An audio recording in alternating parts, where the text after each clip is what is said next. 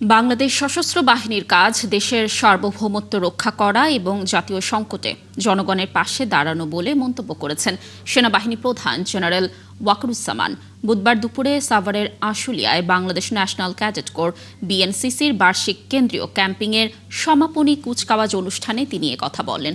সেনাপ্রধান আরও জানান, দেশের নিরাপত্তা, শৃঙ্খলা রক্ষা ও সংকটে সশস্ত্র বাহিনীর পাশাপাশি বিএনসিসি ক্যাডেটরা অগ্রণী ভূমিকা পালন করে আসছে। পরে তাদের অগ্রণী ভূমিকার প্রশংসা করে সকল সদস্যকে অভিনন্দন জানান তিনি।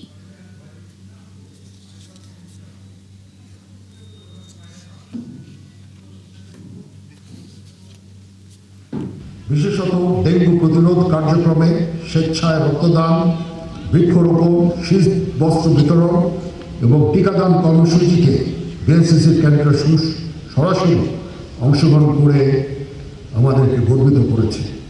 বিএনসিসির এই সমস্ত কার্যক্রম দেশ গঠনে ইতিবাচক ভূমিকা রাখছে এবং দেশ এবং জাতি তাদের কাছে সবসময় কৃতজ্ঞ।